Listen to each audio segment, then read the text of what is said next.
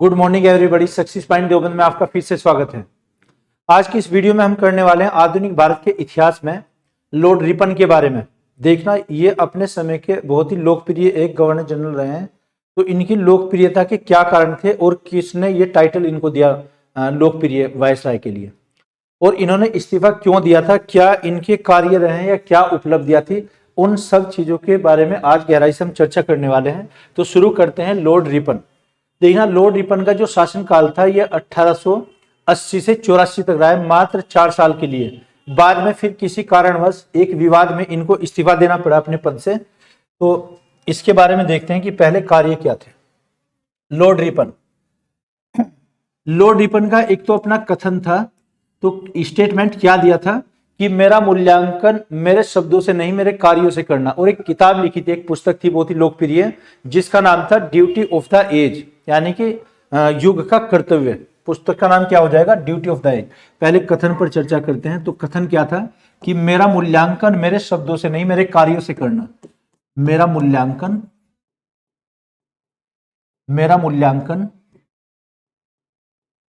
मेरे शब्दों से नहीं, मेरे शब्दों से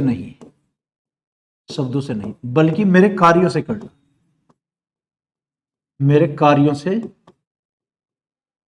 करना। यह स्टेटमेंट किसका था? लॉर्ड रिपन का। और एक पुस्तक कौन सी लिखी थी? The duty of the age. Book का क्या नाम था पुस्तक? तो बुक का नाम था the duty of the age. The duty of the age, ये पुस्तक का नाम था। हिंदी में क्या कहा जाएगा? युग का कर्तव्य। इस पुस्तक को क्या कहेंगे? युग का कर्तव्य।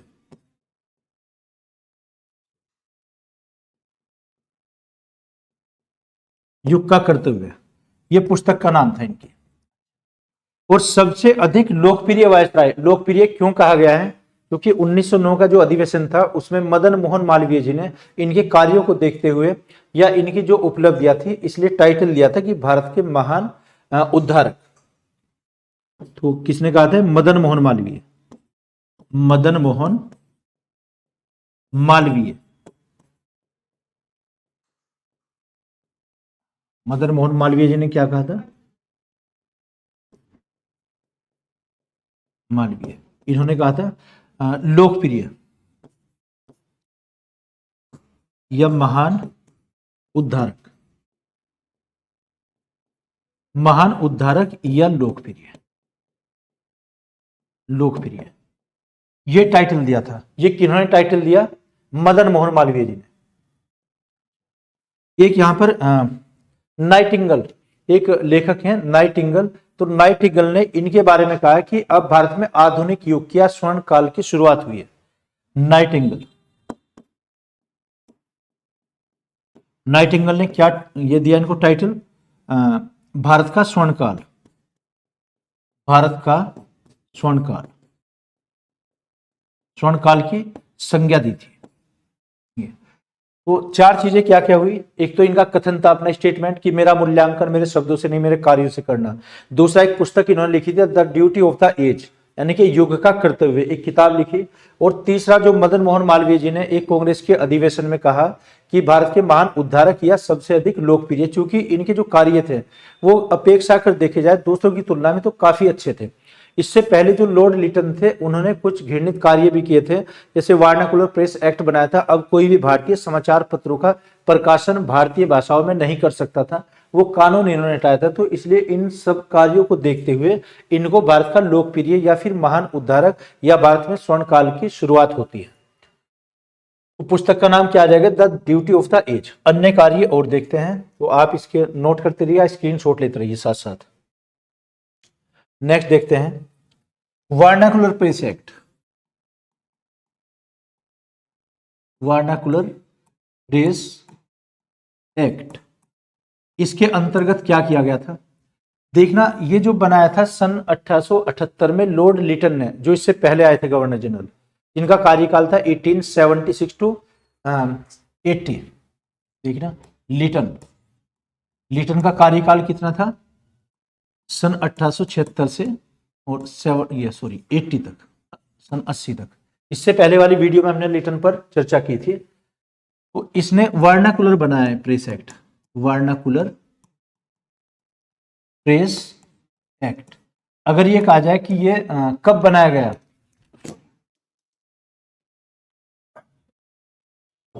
1878 में ये एक्ट बनाया गया। इस एक्ट के अंतर्गत किसी भी भारतीय को अब भारतीय भाषा में समाचार पत्र छापने की अनुमति नहीं दी गई थी।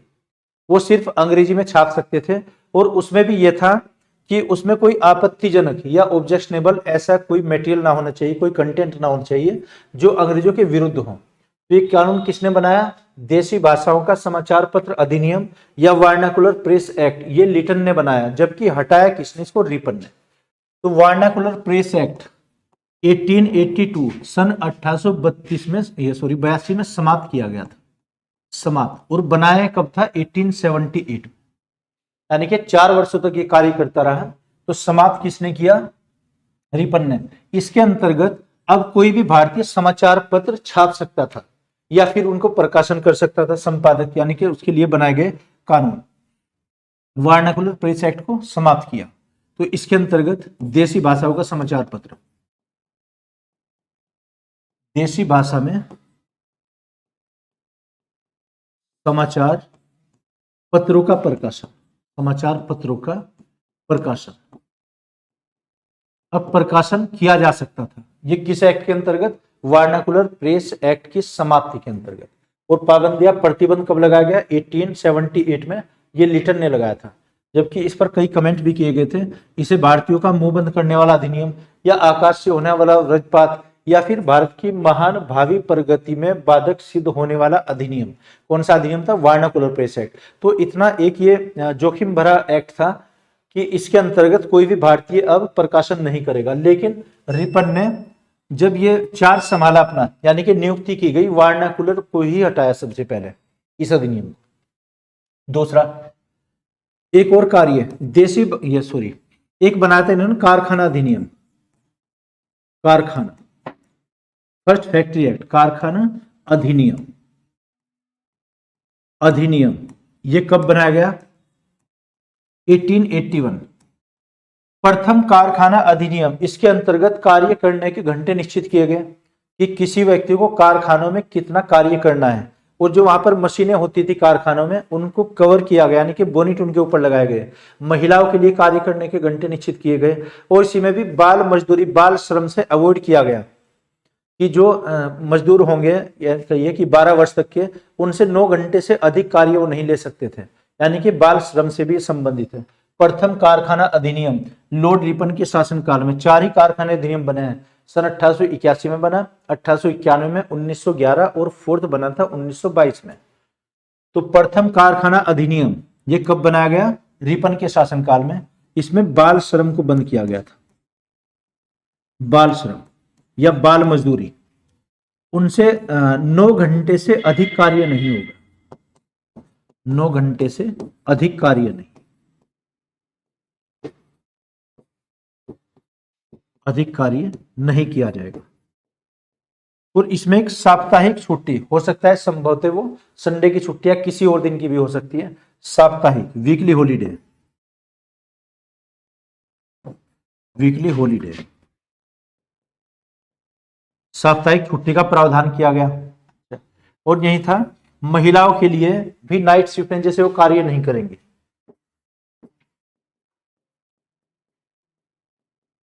महिलाओं के लिए कार्य निश्चित, या कार्य समयावधि, समावधि निश्चित, ये समावधि निश्चित की गई। तो क्या हुआ इसमें? एक तो वर्नाकुलर प्रेस एक्ट, वर्नाकुलर के अंतर्गत क्या किया गया कि उसमें जो अखबारों पर छापने पर प्रतिबंध लगाया गया था, उसको अनुमति दी गई। दूसरा, प्रथम कारखाना अधिनियम बनाया गया। इसके अंतर्गत कि कार्य करने के घंटे निश्चित किए गए, एक साप्ताहिक छुट्टी की गई, महिलाओं के लिए कार्य करने के घंटे निश्चित, और एक किया गया कि बाल श्रम पर रोक लगाई गई, है ना, छोटे बच्चों से कोई कार्य नहीं करवाए जाएंगे। तो यह कब बनाया गया? ये इसी अधिनियम के अंतर्गत। आगे देखते हैं और क्या कार्य किया। एक इसमें बना था स्वशासन, स्थानीय स्वशासन, स्थानीय स्वशासन, स्वशासन ये लागू किया गया। स्थानीय स्वशासन को आज की डेट में हम पंचायती राज बोलते हैं। पंचायती राज या लोकतांत्रिक विकेंद्रीकरण या इसी को स्थानीय स्वशासन या ब्लॉक सिस्टम कहा जाएगा, डेमोक्रेटिक डिसेंट्रलाइजेशन, जिसमें ग्राम सभा, ग्राम पंचायत या फिर नगर पालिका आ जाएंगी। अगर ये क्वेश्चन आता है कि नगर पालिकाएं किसने शुरू की, इसका आंसर होगा लॉर्ड रिपन। तो स्थानीय स्वशासन, इसका दूसरा नाम क्या आ जाएगा, लोकतांत्रिक विकेंद्रीकरण, लोकतांत्रिक विकेंद्रीकरण, लोकतांत्रिक विकेंद्रीकरण, डेमोक्रेटिक डिसेंट्रलाइजेशन, या फिर प्रथम जो म्युनिसिपल बोर्ड बनाया गया, जो नगर पालिकाएं बनाएगी, नगर पालिका, नगर पालिका, या फिर होता है जैसे ग्राम पंचायत, या इस तरीके से ग्राम पंचायत। हालांकि ये तो बाद में जब संविधान जोड़ा गया, संविधान लिखा गया, उसमें आर्टिकल 243 और अनुसूची आ जाएगी 11, 11वीं अनुसूची में ग्राम पंचायत और 12वीं अनुसूची में नगर पालिका है। हालांकि नगर पालिकाओं का कंसेप्ट ये रिपन ने पहले ही लागू किया था, जिसको स्थानीय स्वशासन या लोकल बॉडी के नाम से जाना जाएगा। इसका वर्तमान में एक और नाम क्या होता है, लोकतांत्रिक विकेंद्रीकरण, यानी कि सत्ता का हस्तांतरण। जो पावर्स होंगी वो बड़े से पिरामिडिकल मॉडल पर नीचे तक आएंगी, यानी कि ग्राम सभा तक आ जाएंगी। इसकी शुरुआत की एक बहुत ही एक अच्छा कार्य किया था, प्रथम आधिकारिक जनगणना। वैसे तो प्रथम जनगणना लॉर्ड मेयो के शासनकाल में, लेकिन वो आधिकारिक नहीं थी। जो ऑथेंटिक सेंसस हुई थी वो लॉर्ड रिपन के शासनकाल में। ये क्या, जनगणना, जनगणना, ये जनगणना कब हुई, 1881, और जबकि 1872 में पहली जनगणना मेयो के शासनकाल में, लेकिन ये प्रमाणिक की गई थी। इसी में यह नियम बनाया कि प्रत्येक 10वें वर्ष जनगणना की जाएगी, जो अभी तक भी नियम लागू है। तो प्रथम आधिकारिक जनगणना 1881, प्रथम आधिकारिक जनगणना, आधिकारिक जनगणना, जनगणना। अच्छा, इसके अलावा और क्या कार्य किया, एक नमक कर, नमक पर लगने वाले टैक्स को कम किया था। ये क्या था इसमें, नमक कर, नमक कर या टैक्स, नमक कर को कम किया, को कम किया गया। एक ये भी इसने नमक टैक्स को कम किया। दूसरा एक और अन्य कार्य आ जाएगा, हंटर आयोग। हंटर आयोग क्या था उसके बारे में समझते हैं, आगे देखते हैं। हंटर आयोग,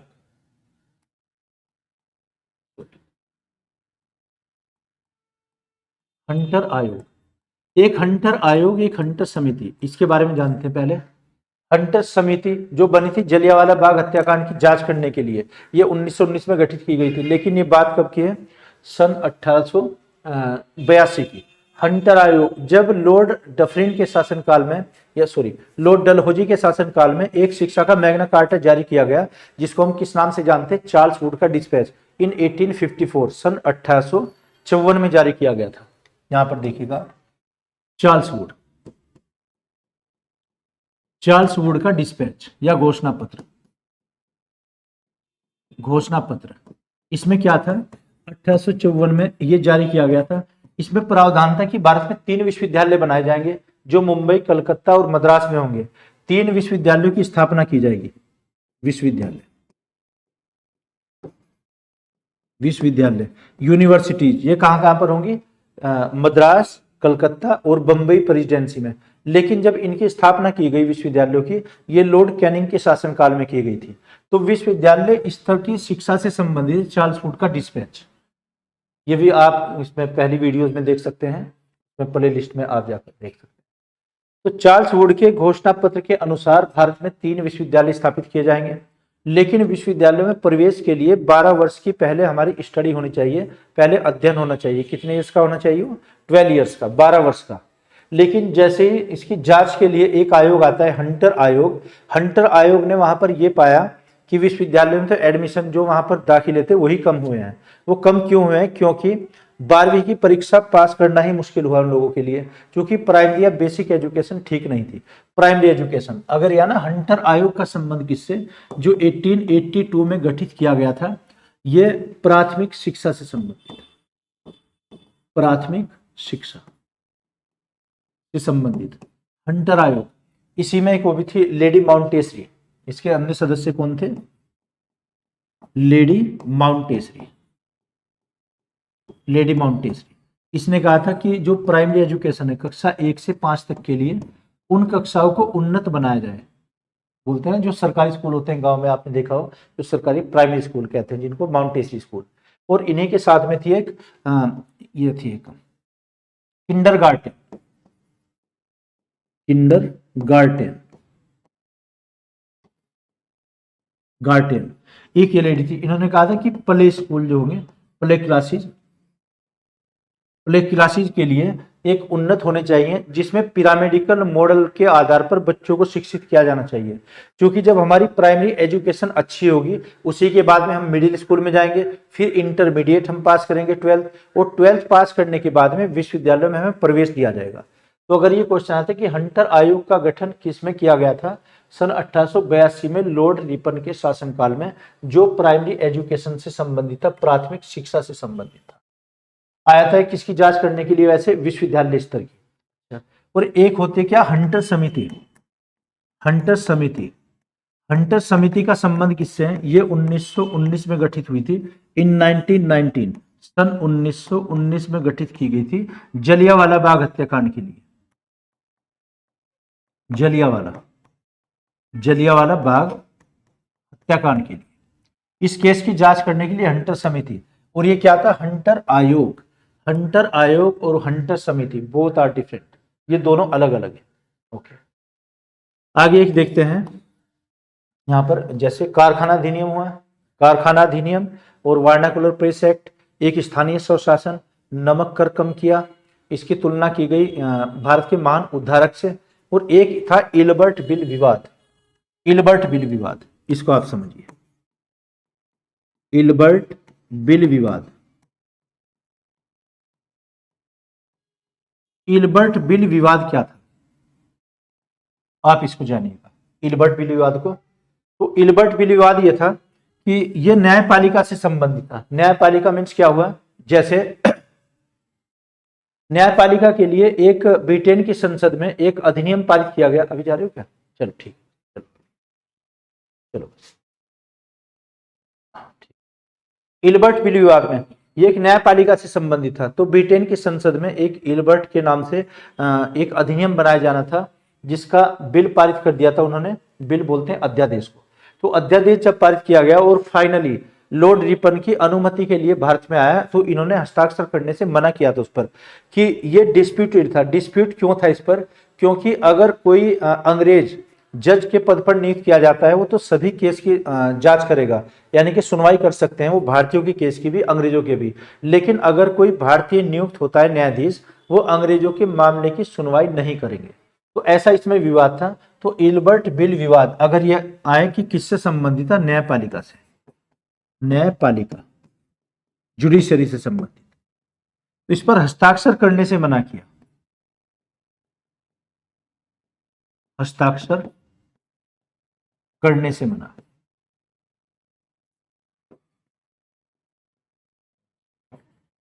हस्ताक्षर करने से इनकार, इससे इनकार कर दिया था इन्होंने। इसी वाद को लेकर इन्हें इस्तीफा देना पड़ा था,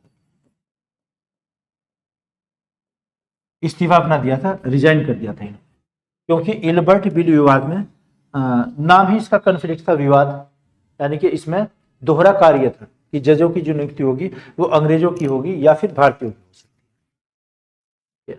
तो हमने इसमें क्या क्या पढ़ा, एक तो एक पुस्तक लिखी है the duty of the age, तुलना की गई है भारत का महान उद्धारक। इसके साथ साथ एक स्थानीय स्वशासन को बढ़ावा दिया, और यहाँ पर वर्नाकुलर प्रेस एक्ट को समाप्त किया था। एक कार्य था प्रथम कारखाना अधिनियम, जो बाल श्रम रोकने से संबंधित था। एक इल्बर्ट बिल विवाद में इन्होंने अपना इस्तीफा दिया था। नमक कानून को, या नमक जो टैक्स बना हुआ था उसको कम किया गया था, और प्रथम आधिकारिक जनगणना हुई थी। ये लॉर्ड रिपन के शासनकाल के कुछ अच्छे कार्य हैं। तो सबसे अच्छा कार्य अगर देखा जाए वो था वर्नाकुलर प्रेस एक्ट, जिसको भारतीयों का मुंह बंद करने वाला अधिनियम भी कहते हैं, उसको रिमूव किया था, वो हटाया गया था। तो आज की इस वीडियो में हम इतना ही करते हैं। इसके बाद वाली वीडियो हम डफरीन पर और कर्जन पर बनाएंगे। तो ये मैं आशा करता हूँ आपकी समझ आया होगा, अगर नहीं तो कमेंट बॉक्स में आप लिखकर बताइएगा। Okay, thank you.